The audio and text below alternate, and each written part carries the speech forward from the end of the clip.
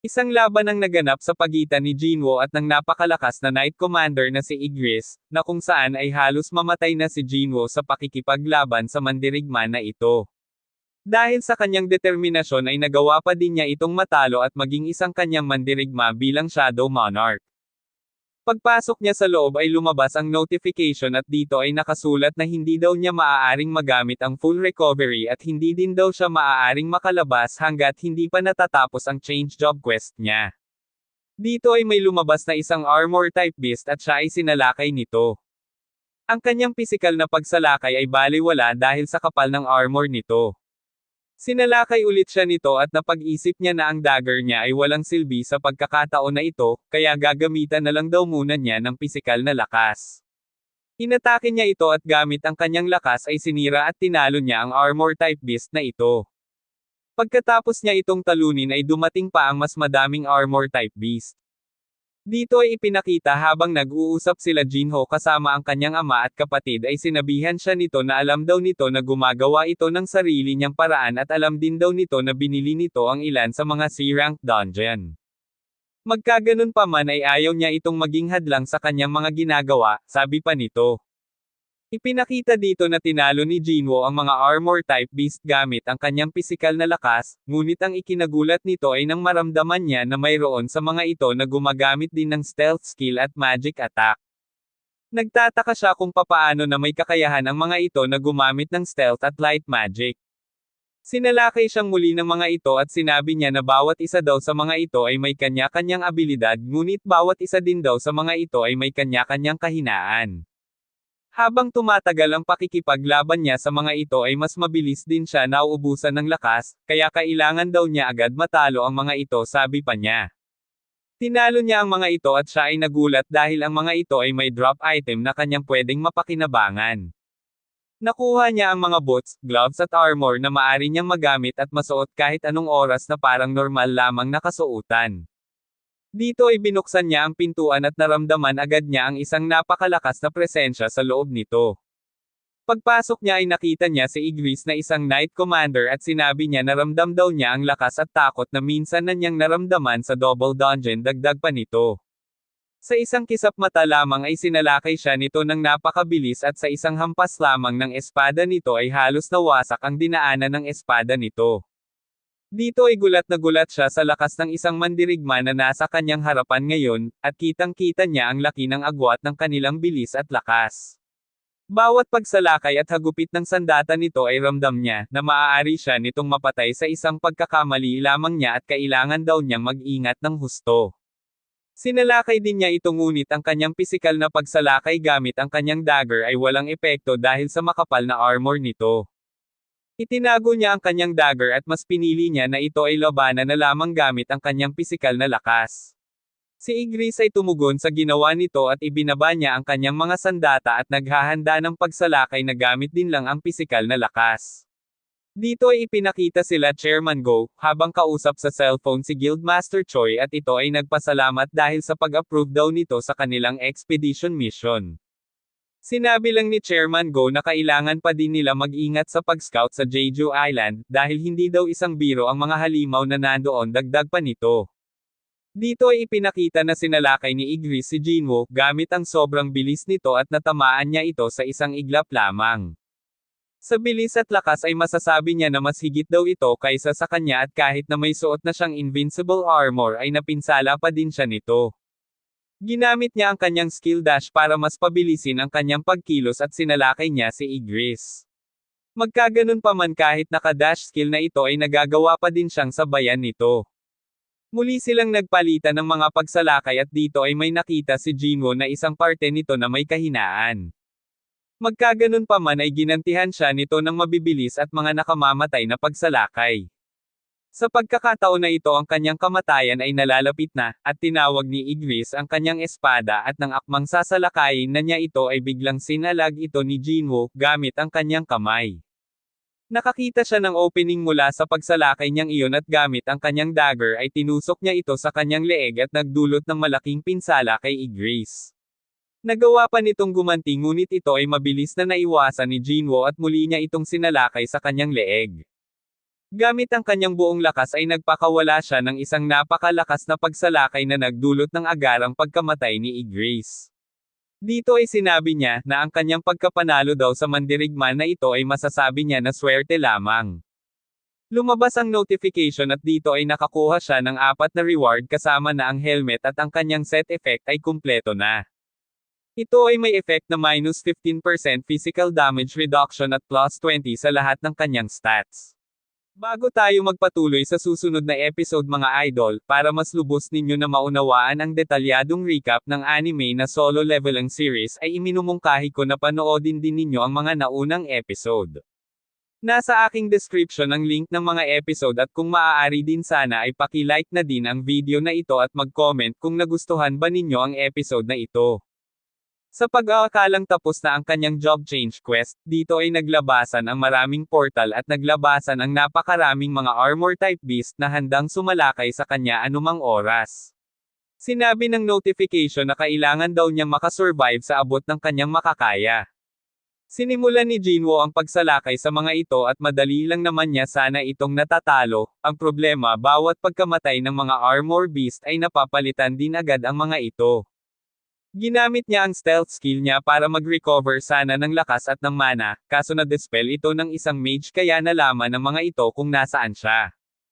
Wala siyang ibang pagpipilian kundi ang labanan ang mga ito ng mano-mano. Dito ay magdedesisyon na sana siya na gamitin ang teleportation stone ngunit sinalakay siya ng isang armor beast at ang teleportation stone ay kanyang nabitiwan. Dahil sa wala na siyang ibang pagpipilian kundi harapin lamang ang mga ito ng mano-mano, muli ay sinalakay siya ng mga ito ng sabay-sabay.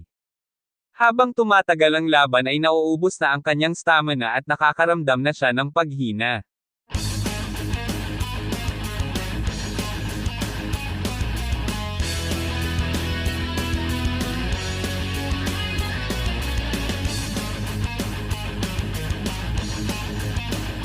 Nakarinig siya ng boses na sinasabi na isa daw talaga siyang mahina.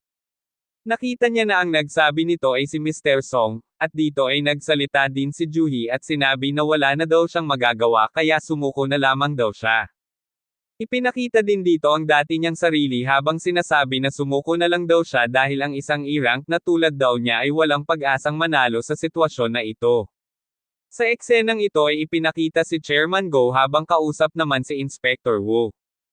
Pinag-uusapan nila ang naganap na pangatlong raid ng Jeju Island na kung saan ay maraming mga hunter ang namatay. Sinabi ni Chairman Go na para daw sa mga nakaligtas, ang trahedya daw na iyon ay nag-iwan ng malaking sugat sa kanilang mga puso at ito daw ay hindi nila makakalimutan. Dito ay ipinakita si Jinwoo habang nakikipaglaban ay tuluyan ng nawalan ng pag-asa. Sinabi nito na naulit lang ang nangyari noong nasa double dungeon daw sila, na kung saan ang parehong pagsuko niya noon ay katumbas daw ng kanyang kamatayan. Lumabas ang notification at dito ay sinasabi na hindi daw niya nagawa ang kanyang mga daily quest kaya siya daw ay magkakaroon ng penalty. Sinabi sa kanya ng dati niyang pagkatao na maswerte pa din daw siya dahil ayaw pa daw siyang mamatay ng system sabi pa nito. Sinabi ng system na dahil daw hindi niya nagawa ang kanyang daily quest kaya siya ay mapupunta daw sa penalty zone. Nagpasalamat siya dito at sinabi niya na maganda daw ang timing ng kanyang pag-teleport dito sa penalty zone dahil sinagip daw siya nito sa tiyak na kamatayan. Nagpakita ang mga malalaking caterpillar at sinabi niya na hindi daw siya mahihirapan sa mga ito dahil mas mababa daw ang level ng mga ito kumpara sa kanya. Sinalakay niya ang mga ito at mabilis lamang niyang natalo ang mga ito. Tinignan niya ang kanyang inventory at dito ay bumili siya ng isang dagger na para sa mga armor type. Ito ay mayroong 25% additional damage sa lahat ng uri ng armor type magical beast. Inactivate din niya dito ang runestone na nakuha niya nang matalo niya si Igris, ang ruler hand. Ito ay may kakayahan na kontrolin ang isang bagay kahit hindi niya ito direktang nahahawakan. Ipinakita dito na malapit nang matapos ang oras ng penalty zone at siya ay naghahanda na para bumalik sa kanyang change job quest.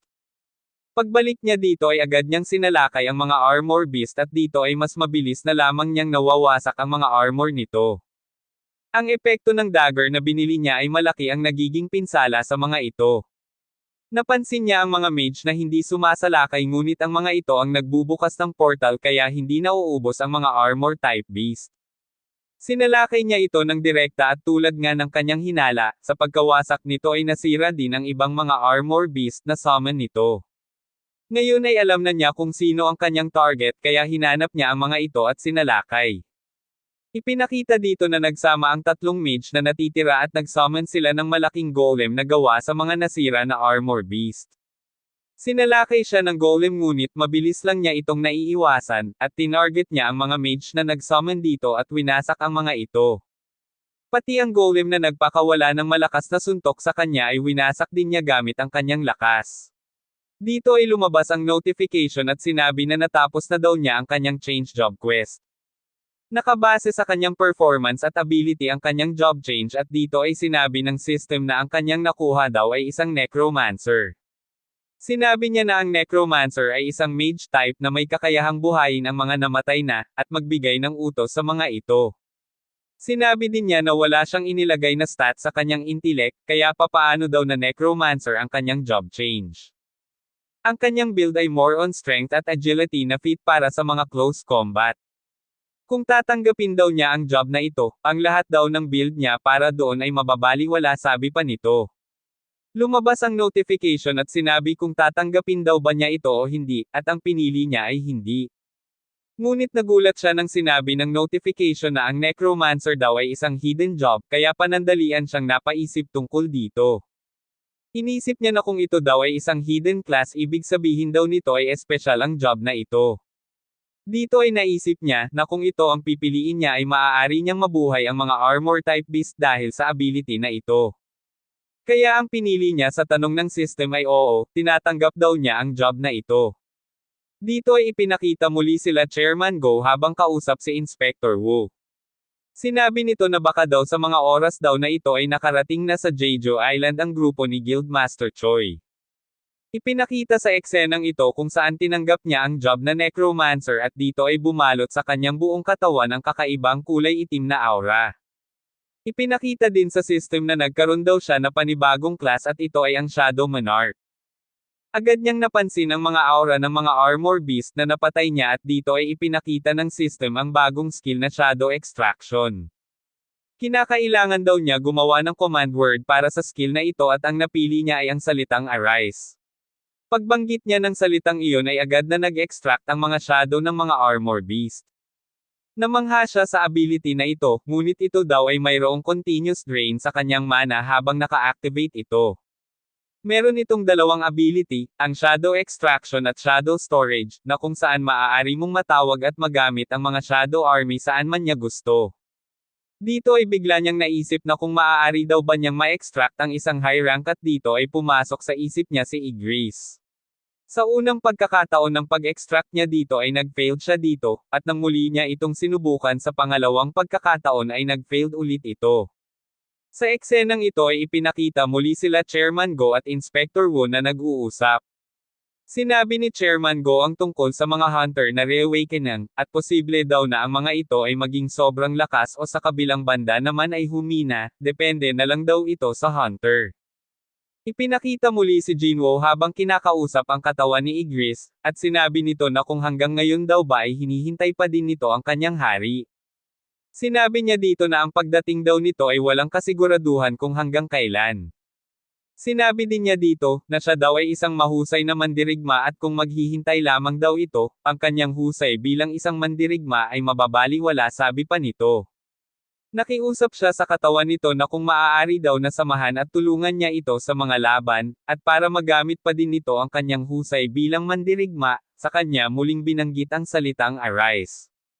Tumugon ang katawan nito at sa pagkakataon na ito ay nagtagumpay siya sa pag-extract ng shadow nito. Naglakad ito papunta sa kanyang harapan at lumuhod kasama ang ibang mga Shadow Army, bilang tanda ng pagrespeto ng mga ito sa kanilang bagong hari. Sa pagtatapos ng episode na ito ay ipinakita na nagulat siya at namangha dahil sa wakas ay mayroon na siyang isang napakalakas na Shadow Army.